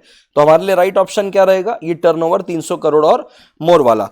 तो कहता देखो गलत ऑप्शन हमने सेलेक्ट किया है, एक ही सेकंड। जब मैं बोला लिस्टेड के केस में भी होगा और टर्नओवर और पेड अप शेयर कैपिटल भी है, तो ईदर ऑफ द अबव होगा, यानी कि लिस्टेड है तो भी आपको वुमेन डायरेक्टर अपॉइंट करना पड़ता है, और टर्नओवर 300 करोड़ और मोर है तो भी आपको वुमेन डायरेक्टर अपॉइंट करना पड़ता है। ठीक है सर, मैं चलता हूं फटाफट किस पे, सेक्शन नंबर 42 पे।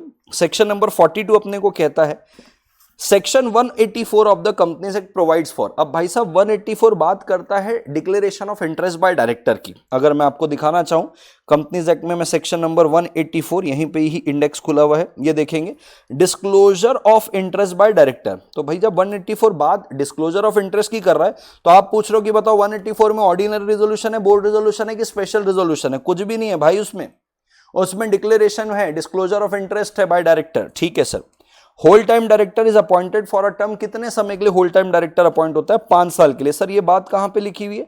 ये बात सेक्शन नंबर 196 पे लिखी हुई है मेरे लाल। 196 में जहां पे आप देखोगे appointment of managing director, whole time director और मैनेजर, वहां पे बोलता है ये managing director, whole time director और मैनेजर, आमतौर पर इनको केएमपी भी बोला जाता है, तो आप इनको एक बार में 5 साल से ज्यादा के लिए अपॉइंट नहीं कर सकते हो। ठीक है सर।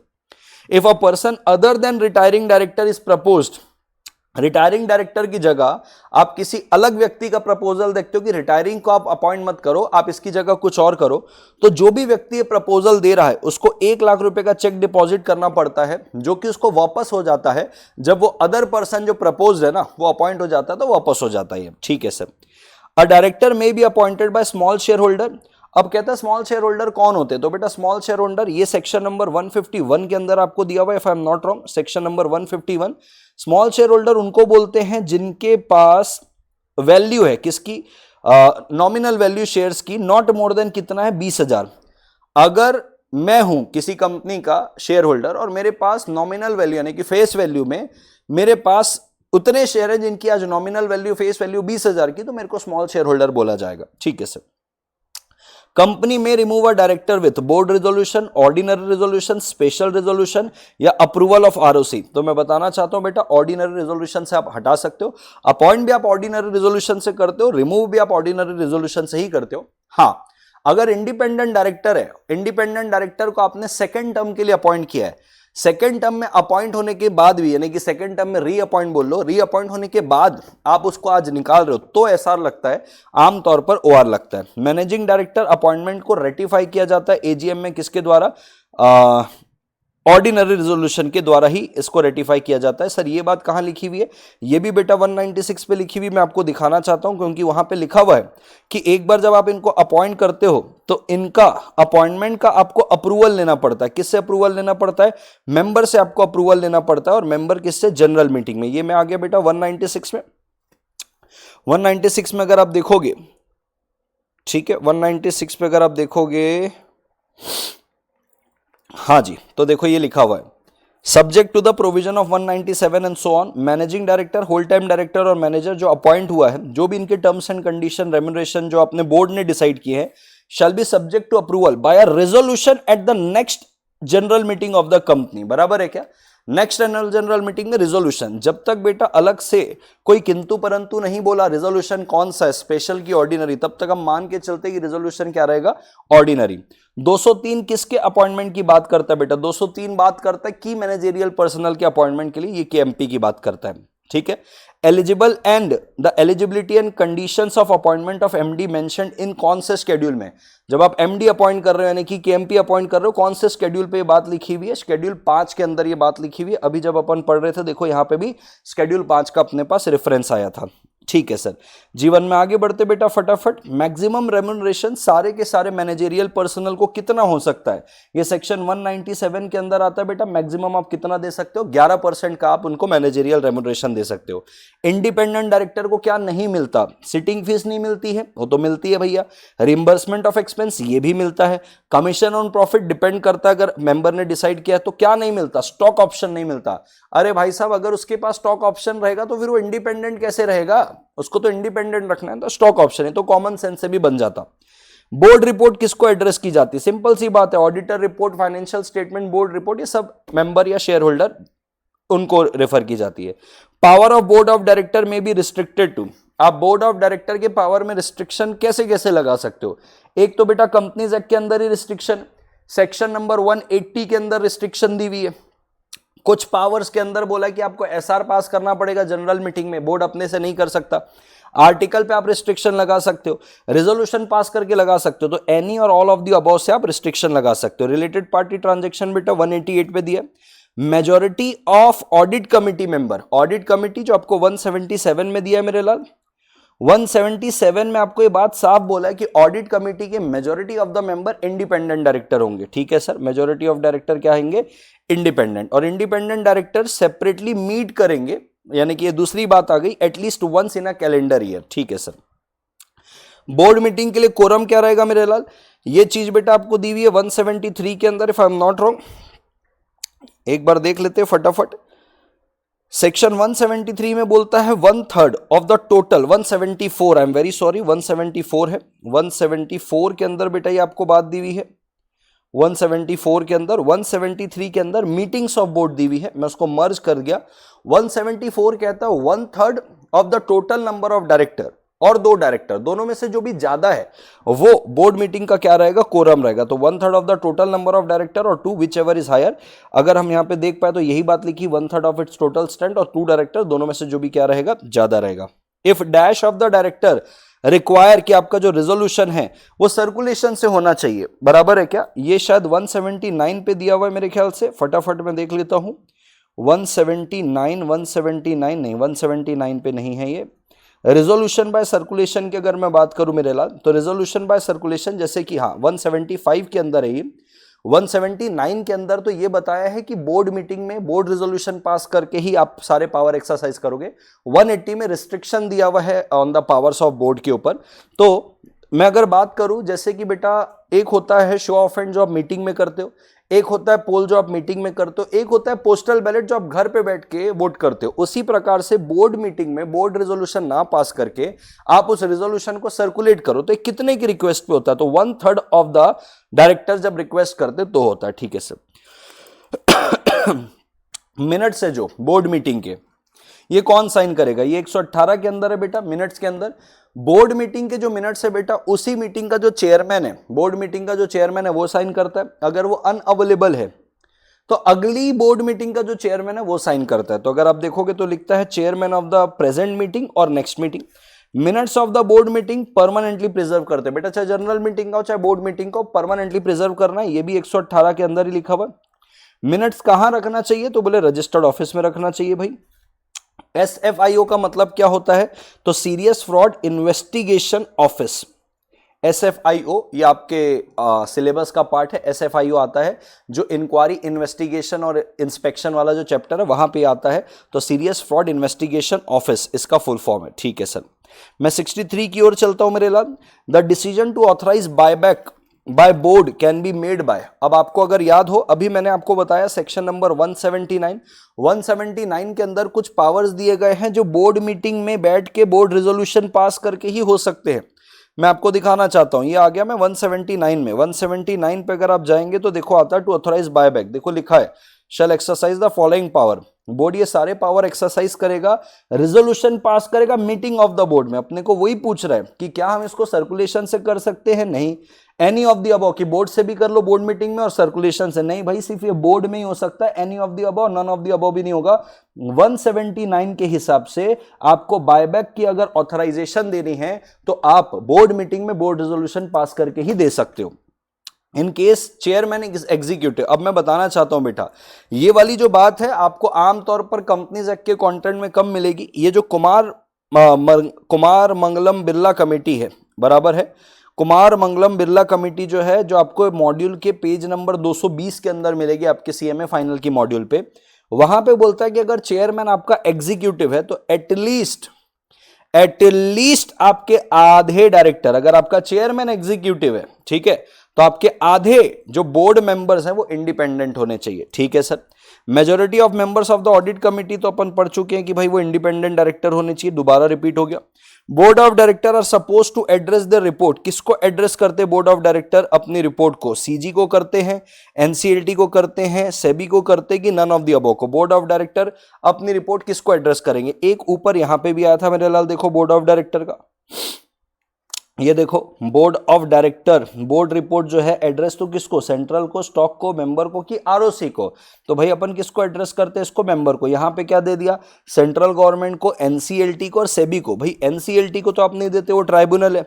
सेबी को भी आप नहीं देते। सेंट्रल गवर्नमेंट बोला, आरओसी बोलता तो एक बार समझ भी सकते थे। तो इसका आंसर तो नन ऑफ द अबव आना चाहिए। Provision relating to investigation are provided in which chapter? तो मैंने इन्वेस्टिगेशन के लिए पहले ही आपको बता दिया था बेटा, चैप्टर नंबर 14 में। कंपनी अगर पनिश करना चाहती है अपने एम्प्लॉय और ऑफिसर को, तो इसके लिए इसको किसकी अप्रूवल लगती है? एनसीएलटी की। इन्वेस्टिगेशन ऑफिसर के पास कौन से पावर होते हैं भाई साहब? सिविल प्रोसीजर कोड के पावर होते हैं। जब भी पावर कुछ पूछ रहा है तो सिविल प्रोसीजर कोड का आएगा। जब मर्जर होता है तो जो ट्रांसफरर कंपनी होती है, क्या वो कंटिन्यू एग्जिस्ट करती है कि वो डिसॉल्व हो जाती है? ट्रांसफरी कंपनी एग्जिस्ट करती है, जो ट्रांसफरर कंपनी वो क्या हो जाती है? डिसॉल्व। ऑडिटर को कंफर्म क्या करना होता है कि भैया अकाउंटिंग स्टैंडर्ड फॉलो हुआ है कि नहीं? तो सर कंपनीज एक्ट के लिए कौन देखेगा बेटा? ये सेक्रेटरियल ऑडिट देखेगा। ये सीएस का काम है कि कंप्लायंस हुआ है कि नहीं, अकाउंटिंग स्टैंडर्ड और ऑडिटिंग स्टैंडर्ड कंप्लाई हुआ है कि नहीं, ये स्टैट्यूटरी ऑडिटर का काम है, आपका कॉस्ट ऑडिटिंग का काम है। ठीक है सर। अमलगमेशन जब होता है तो क्या क्या ट्रांसफर हो जाता है? यानी कि जब एक कंपनी दूसरी कंपनी में अमलगमेट होती है तो राइट भी ट्रांसफर होता है, लायबिलिटी भी होती है। तो both of the above will be the right option. Both of the above, right और लायबिलिटी सब ट्रांसफर होती है। जब ट्रांसफरर कंपनी एक लिस्टेड कंपनी है तो ट्रांसफरी कंपनी जो एक अनलिस्टेड कंपनी है, तो ट्रांसफरी कंपनी भी क्या अनलिस्टेड कंपनी बन जाएगी? सरासर गलत बात है। वो कंटिन्यू रहेगी to be an unlisted company and can never be a listed company. भैया ये भी गलत बात है, ऐसा थोड़ी होगा कि कभी लिस्टेड नहीं होगी। ये होगा उसका right answer, continues to be unlisted unless it is listed by complying with the listing requirement. Simple common sense वाला था।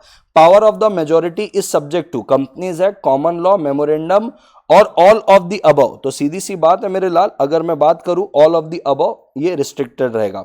Any act done by director beyond authority, इसको हम क्या बोलते हैं? Ultra vires. अगर केस ऑपरेशन का है तो जो 241 के अंदर ये सारी चीजें कवर होती है। तो एप्लीकेशन कब होता है? जब फ्रॉड हो रहा है माइनॉरिटी के ऊपर, जब अल्ट्रा वायरस एक्ट हो रहा है, जब ब्रीच ऑफ ड्यूटी है। तो एनी और all of the above.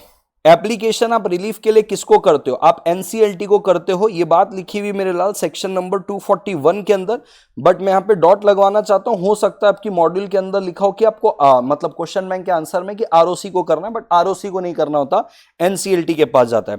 Power of tribunal अपने को कहां पे दिया हुआ है? तो बेटा पावर ऑफ ट्राइब्यूनल 242 पे दिया हुआ है। 241 में एप्लीकेशन करने का राइट है। 244 पे ये बताया कि एप्लीकेशन कौन कर सकता है और क्या क्या पावर ट्राइब्यूनल के पास है। 242 पे एक बार मैं आपको दिखाना चाहता हूं क्योंकि इसके ऊपर भी आपको सवाल पूछ रहे हैं। ये मैं आ जाता हूं आपके ऑपरेशन एंड मिस मैनेजमेंट वाले चैप्टर में, जस्ट अ मोमेंट। हाँ जी, तो 241 पे आपको एप्लीकेशन का राइट दिया हुआ है। 244 पे बोलता है किसके पास अधिकार है। तो 244 में क्राइटेरिया बताया कि भाई टोटल का 1/10 होना चाहिए, बराबर है क्या? एंड उसमें 2-3 क्राइटेरिया कि अगर शेयर कैपिटल वाली कंपनी तो क्या, नहीं है तो क्या, आगे आएगा वो। तो 241 में राइट दिया कि आप एप्लीकेशन कर सकते हो किसको, ट्राइब्यूनल को, ट्राइब्यूनल के पावर 242 में, और एलिजिबिलिटी जो है कि अप्लाई करने का अधिकार किसके पास है, ये 244 के अंदर दिया हुआ है। ठीक है सर, यहां तक की बात हमको समझ में आई सर। जीवन में आगे बढ़ते हैं। अब आता है स्टैट्यूटरी ऑडिटर जो है, statutory auditor can also function as, statutory auditor क्या इंटरनल ऑडिटर का काम कर सकता है, नहीं, 144 पे प्रोहिबिटेड है। अभी तो पढ़े थे, क्या फाइनेंशियल एडवाइजर बन सकता है, क्या अकाउंटिंग सॉल्यूशन एडवाइजर बन सकता है, भाई साहब ना या ये दे सकता है ना तो ये। हाँ, टैक्स ऑडिटर वाला प्रोहिबिशन वहां पे नहीं दिया था, तो टैक्स ऑडिटिंग का आप काम कर सकते हो। सीएफओ, कंपनी का जो चीफ फाइनेंशियल होता है, क्या उसको चार्टर्ड अकाउंटेंट होना चाहिए, क्या कॉस्ट अकाउंटेंट, क्या एमबीए, भाई साहब ऐसी कोई भी रिक्वायरमेंट नहीं है। सिटिंग फीस जो बोर्ड मीटिंग को मिलती है, ऑफ बोर्ड मीटिंग और बोर्ड कमिटी, क्या वो सेम होती है, may not be same, shall have, तो भैया ये अलग अलग हो सकती है। ठीक है। Disclosure of interest by director जो अपन ने 184 पे अभी देखा था, क्या वो वन टाइम है कि बस उसको एक बार बताना है, कि इवेंट बेस्ड है कि हर बार जब उसका इंटरेस्ट चेंज होगा तो बताना है। तो मैं बताना चाहता हूं, पहली बार जब डायरेक्टर अपॉइंट होता है तब अपना इंटरेस्ट डिस्क्लोज करता है, फिर हर फाइनेंशियल ईयर में एक बार डिस्क्लोज करता है, और कोई भी ऐसा इवेंट जहां पे उसका इंटरेस्ट पे कोई प्रभाव पड़ रहा है तब भी करता है। तो ऑल और एनी ऑफ द अबव का आंसर रहेगा, ये 184 के अंदर बेटा कवर होगा। ठीक है sir. Quorum of the board meeting अभी हम पढ़ के लिए थे, 1/3 ऑफ टोटल स्ट्रेंथ रहने वाला है, 1/3 ऑफ टोटल स्ट्रेंथ और 2 विच एवर इज हायर। ठीक है sir, 1/3 of total strength whichever is higher. In case of merger A limited with B limited, तो ए लिमिटेड का क्या हो जाएगा, डिसॉल्व हो जाएगी भाई, वो खत्म हो जाएगी। डिविडेंड डिस्ट्रीब्यूशन पॉलिसी कौन डिसाइड करेगा, बोर्ड ऑफ डायरेक्टर डिसाइड करके लेंगे। Company shall not make investment through more than कितना, 1 लेयर से ज्यादा नहीं होगा। Rate of interest in deposit कौन बताता है भाई साहब, आरबीआई बताता है। No eligible company can shall accept और renew deposit from its member. अब ये चीज आ गई बेटा रूल नंबर 3 में, rule number 3 of the companies act, bracket में एक्सेप्टेंस ऑफ डिपॉजिट। याद करिए, अगर एक पब्लिक कंपनी है जो एलिजिबल है, यानी कि उसका नेटवर्थ 100 करोड़ और मोर है, या टर्नओवर 500 करोड़ और मोर है, उस पब्लिक कंपनी को हम एलिजिबल कंपनी बोलते हैं। और वो एलिजिबल कंपनी जो है वो पब्लिक से 25% का डिपॉजिट ले सकती है अपने paid up share capital, free reserve और एसपीए का, और मेंबर से 10% ले सकती है। यही अगर वो एलिजिबल कंपनी गवर्नमेंट कंपनी होती है तो 35% ले सकती है, फिर चाहे वो पूरा 35% पब्लिक से ले, चाहे पूरा का 35% मेंबर से ले। तो यहां पे आएगा 10%, क्योंकि वर्ड यहां पे क्या यूज किया है, मेंबर के बारे से यूज किया है। ठीक है सर, मैं जीवन में आगे बढ़ता हूं बेटा, फटाफट ध्यान दीजिएगा बात को। क्वेश्चन नंबर 88 हो गया। 89 पे चलते। इंटरिम डिविडेंड कौन देता है, तो बोर्ड ऑफ डायरेक्टर देता है। ये सेक्शन नंबर 123 के अंदर कवर होता है। If I am not wrong, section number 123 के सब सेक्शन नंबर 5 या 4 के अंदर कवर होता है, 4 या 5 ऐसे ही, जहां पे लिखता है कि बोर्ड ऑफ डायरेक्टर जो है वो इंटरिम डिविडेंड दे सकते हैं। बुक्स ऑफ अकाउंट कौन इंस्पेक्ट कर सकता है, तो कोई भी director books of account inspect कर सकता है, मेंबर के पास अधिकार नहीं होता। अकाउंटिंग स्टैंडर्ड कौन प्रिस्क्राइब करता है, सेंट्रल गवर्नमेंट। बोर्ड रिपोर्ट को कौन साइन करता है, तो मैंने आपको बताया था बोर्ड रिपोर्ट को साइन करने वाला चेयरपर्सन होता है, अगर उसको बोर्ड ने ऑथराइज किया तो। चेयरपर्सन ऑथराइज नहीं तो 2 डायरेक्टर साइन करते हैं, उसमें से एक एमडी होना चाहिए। हम यहां पे बोला एक एमडी, एनी डायरेक्टर, सीएस, सारे ऑप्शन गलत दिए हुए। ठीक है। Zenith Limited is a company registered in USA and doing business in USA. Okay. As per Indian law, वहीं बनी है और वहीं बिजनेस कर रही है यूएसए में। क्या वो फॉरेन कंपनी है? Not a foreign company. It will be a foreign company once it start business in India. तो बोथ 2 और 3 करेक्ट है। क्यों? पहली बात, क्योंकि यहां पे बिजनेस नहीं, तो वो नॉट अ फॉरेन कंपनी है। वो फॉरेन कंपनी कहलाएगी जब वो बिजनेस स्टार्ट करेगी। तो बोथ 2 और 3 ये करेक्ट ऑप्शन रहेगा। सेक्रेटरियल जो सेक्टोरियल कंपनी होती है, जैसे सेक्टोरियल कंपनी का मतलब जैसे स्टॉक एक्सचेंज की कोई कंपनी है, तो उसके लिए एक सेक्टोरल रेगुलेटर है, कौन है? सेबी। कोई टेलीकॉम कंपनी है तो ट्राई उसके लिए सेक्टोरल रेगुलेटर है। कोई रियल एस्टेट कंपनी है तो उसके लिए रेरा सेक्टोरल रेगुलेटर है। तो बोले जो सेक्टोरल रेगुलेटर वाली जो कंपनी है उसको क्या क्या कंप्लाई करना होता है? सिर्फ कंपनीज एक्ट, अरे आप कंपनी हो तो कंपनीज एक्ट तो लगेगा। सिर्फ सेक्टोरल लॉ, अरे कंपनी हो तो कंपनीज एक्ट तो लगेगा। तो सिर्फ सेक्टोरल लॉ से काम नहीं चलेगा, यानी कि आपको दोनों कंप्लाई करना पड़ेगा। यानी कि अगर कोई स्टॉक एक्सचेंज से संबंधित वाली कंपनी है जो आपका पोर्टफोलियो मैनेज कर रही है, तो उसको सेबी लॉज भी कंप्लाई करने पड़ेंगे और साथ साथ में कंपनीज एक्ट भी कंप्लाई करने पड़ेंगे। आर्टिकल ऑफ एसोसिएशन को आप अल्टर कर सकते हो बेटा, ये आपको सेक्शन नंबर 14 पे मिलेगा। स्पेशल रेजोल्यूशन पास करके आप आर्टिकल को अल्टर कर सकते हो। रजिस्टर्ड ऑफिस अगर आपको एक स्टेट से दूसरे स्टेट में चेंज करना, तो मैंने आपको बताया था एसआर भी लगेगा सेक्शन नंबर 13 के हिसाब से, और साथ साथ में आपको आरडी की अप्रूवल लगेगी। यहां पे सीजी की अप्रूवल इसलिए लिखी हुई है क्योंकि पहले सीजी की अप्रूवल लगती थी, सीजी ने अपना पावर आरडी को डेलीगेट कर दिया है, तो ये ऑप्शन आपका रहेगा। Following members of a company shall have a right to apply under section 241। तो 241 में राइट टू एप्लीकेशन है, बट ये जो क्वेश्चन पूछ रहा है ये किसका पूछ रहा है? 244 का। पहला, अगर कंपनी के पास शेयर कैपिटल है तो not less than 1/10 of the member. दूसरा, और not less than 1/10 of the total number of its members which ever is less. या तो 1/10 कर लो किसका, या तो कम से कम 100 कर लो बोलता है। अगर कंपनी शेयर कैपिटल वाली है तो कम से कम 100 लोग करने पड़ेंगे, बराबर है। या तो अगर आपकी कंपनी में 100 लोग नहीं है तो आप क्या कर लो, उसका 1/10 कर लो टोटल नंबर ऑफ मेंबर का, दोनों में से जो भी कम है। ठीक है सर, ठीक है। या तो फिर कहता है members holding not less than 1/10 of the issued share capital. तो टोटल 3 क्राइटेरिया हो गया। एक तो क्या कहता है, कम से कम 100 मेंबर। दूसरा कहता है आपकी कंपनी में 100 मेंबर है ही नहीं, तो 1/10 कर लो किसका, टोटल मेंबर का। और कहता है, अच्छा इसमें से जो भी कम है बोल रहा है, which ever is less.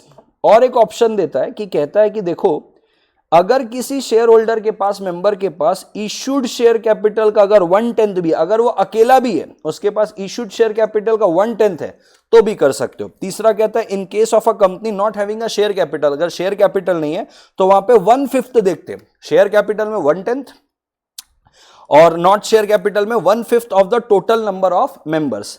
Any of the above उसका आंसर है। ये सारी की सारी बातें आपको 244 के अंदर दी हुई है, सब करेक्ट है इसके अंदर। ठीक है। The insolvency and bankruptcy code passed by the parliament कौन से ईयर में पास हुआ? 2016 पे पास हुआ बेटा। ठीक है सर, जीवन में आगे बढ़ते हैं। कोड किसके ऊपर अप्लाई होता है? कंपनी में भी होता है, एलएलपी में भी होता है, पार्टनरशिप में भी होता है। Code apply to bank, insurance company, asset reconstruction company, none of the above. तो मैं बताना चाहता हूं बेटा, ये bank, insurance company, asset reconstruction company, bank के लिए अलग से सेपरेट लॉज है, इंश्योरेंस कंपनी के लिए अलग से सेपरेट लॉज है, असेट रिकंस्ट्रक्शन कंपनी के लिए अलग से सेपरेट लॉज है। इनको रेगुलेट करने के लिए ऑलरेडी लॉज बने हैं, तो आईबीसी इनके ऊपर नहीं लगता। An entity in favour of home security interest is created, उसको क्या बोलते हैं? अनसिक्योर्ड, फाइनेंशियल, ऑपरेशनल की सिक्योर्ड क्रेडिटर? भैया secured creditor. Normally corporate insolvency resolution process आपका कब खत्म हो जाना चाहिए? 180 दिन में हो जाना चाहिए। रिजोल्यूशन प्रोफेशनल को, कंपनी को मैनेज करना है गोइंग कंसर्न। ये मैंने अपने आईबीसी के पहले लेक्चर में ही बताया बेटा कि इंसॉल्वेंसी का मतलब ये नहीं कि धंधा बंद कर रहे, धंधा चल रहा है, बट आपको मैनेज करना है कि कंपनी को, आपको ये जो फाइनेंशियल डिस्ट्रेस की सिचुएशन है वहां से बाहर लाना है, तो गोइंग कंसर्न में होगा। 22(1) के हिसाब से फर्स्ट मीटिंग जो सीओसी की होगी वो कितने दिन के अंदर होती है? तो बेटा 7 दिन के अंदर होती है। रिजोल्यूशन प्रोफेशनल में बी रिप्लेस्ड कितने सीओसी की कितने कंसेंट है? तो 66% जब सीओसी कंसेंट करेंगे आप हटा सकते हो। जब अगर कोई पर्सनल इंडिविजुअल की इंसॉल्वेंसी हो रही है, उसके लिए जो एडजुडिकेटिंग अथॉरिटी होती है वो डेट रिकवरी ट्रिब्यूनल होती है।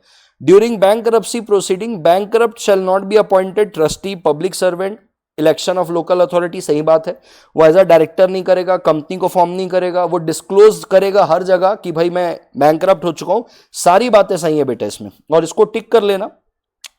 इसमें हो सकता है आपके इस एमसीक्यू बैंक में आंसर ये दिया होगा, बट आपकी मॉड्यूल पे ये पूरे डिस्क्वालिफिकेशन दिए हुए हैं और ऑल और एनी ऑफ द अबव ही इसका राइट आंसर है। Under insolvency and bankruptcy code अगर एक्सटेंशन ऑफ टाइम रिक्वेस्ट की जा रही है तो कितना आपको पीरियड का एक्सटेंशन मिलेगा और कितने समय में कंप्लीट हो जाना चाहिए? तो मैं बताता हूं बेटा, 180 डेज तो अपने को मिलता है। एडजुडिकेटिंग अथॉरिटी इसमें आपको 90 दिन का एक्सटेंशन दे सकती है, तो टोटल मिला के होता है 240। अब ये नहीं बोल रहा है कि एक्सटेंशन मैक्सिमम कितने दिन का होगा, कहता है अगर एक्सटेंशन के लिए रिक्वेस्ट की गई है तो कॉर्पोरेट रिजोल्यूशन प्रोसेस कितने समय में कंप्लीट हो जाएगा? तो 180 प्लस 90 दिन आप प्लस करोगे, टोटल अपने पास आएगा मेरे लाल कितना, 270 दिन आएगा। 180 में अगर 90 दिन प्लस करोगे तो 270 दिन आएगा। एक्चुअल में ये 240 भी नहीं रहेगा, ये 270 दिन रहेगा, 270 डेज। और ये आपका राइट ऑप्शन रहेगा। तो यहां पे जितने ऑप्शन दिए हुए बेटा वो गलत है, उसको सही कर लेना। ठीक है। Insolvency and bankruptcy code 2016 is not applicable on financial service provider को नहीं लगता है, partnership firm and individual, limited liability partnership, companies incorporated under companies act, सिर्फ इसको नहीं लगता बेटा, बाकी इन सबको लगता है। ठीक है सर। अब कहता है with the introduction of IB code कौन कौन से जो चैप्टर है रिपील्ड हो गए? तो मैं बताना चाहता हूं सबके सब रिपील्ड हो गए जितने। Insolvency and bankruptcy board has power of dash, civil code के पावर है। सेशन कोड तो क्राइम को रेगुलेट करती है, सिविल कोड के जहां जहां पे भी पावर दिया आपको सिविल कोड के ही पावर दिखेंगे। Following institution are insolvency professional agency, तो मैं बताना चाहता हूं ये सारे इंस्टीट्यूट आपके इंसॉल्वेंसी प्रोफेशनल एजेंसी है। Authority provided under the IBBI to administer and regulate the law is, मैं बताना चाहता हूं मेरे प्यारे, आपकी मॉड्यूल के अंदर ही मैं एक बार आपको आपकी मॉड्यूल पे भी दिखा देता हूं कि यहां पे जो भी अथॉरिटीज आपको दी हुई है रेगुलेट करने के लिए, ये देखिए, regulatory mechanism as per insolvency and bankruptcy code would be based on the following 5 pillar. ये भी रेगुलेटरी अथॉरिटी है, insolvency and bankruptcy board. Adjudicating authority भी रेगुलेटरी अथॉरिटी है, प्रोफेशनल एजेंसी है, ये सारे रेगुलेटरी क्या है, अथॉरिटी है जो 5 पिलर्स में बंधे हुए हैं। सवाल आपको पूछ रहा है the authority provided under the IBBI, actual में इसको बताना है कि authority provided under IBC to administer and regulate the law is, वो IBBI है, हाँ। वो इंसॉल्वेंसी प्रोफेशनल है, हाँ। वो इंसॉल्वेंसी प्रोफेशनल है, हाँ। नन ऑफ द अबव की जगह इनको लिखना है ऑल ऑफ द अबव, और ये आपका राइट आंसर रहेगा क्योंकि वहां पे साफ लिखा है ये सब मिलके रेगुलेट कर रहे हैं। ठीक है sir. Related party in relation to corporate debtor किसको बोलते हैं? एक डायरेक्टर और पार्टनर और a relative of a director, यानी कि कंपनी का डायरेक्टर भी रिलेटिव है और पार्टनर और रिलेटिव ऑफ अ डायरेक्टर, यानी कंपनी का डायरेक्टर तो रिलेटिव ही है, कंपनी के डायरेक्टर का पार्टनर और रिलेटिव वो भी क्या है, रिलेटिव। सही बात है। KMP और उसका रिलेटिव KMP का, ये भी बात सही है। लिमिटेड लाइबिलिटी पार्टनरशिप और अ पार्टनरशिप फर्म, जहां पे डायरेक्टर या तो पार्टनर है या तो मैनेजर है या तो उसका रिलेटिव वहां पे पार्टनर है, ये भी रिलेटिव है, यानी कि right option will be all of the above. A person under IBC is, ये सारे के सारे मतलब IBC के अंदर पर्सन की डेफिनेशन दी, सबको इंक्लूड किया हुआ है।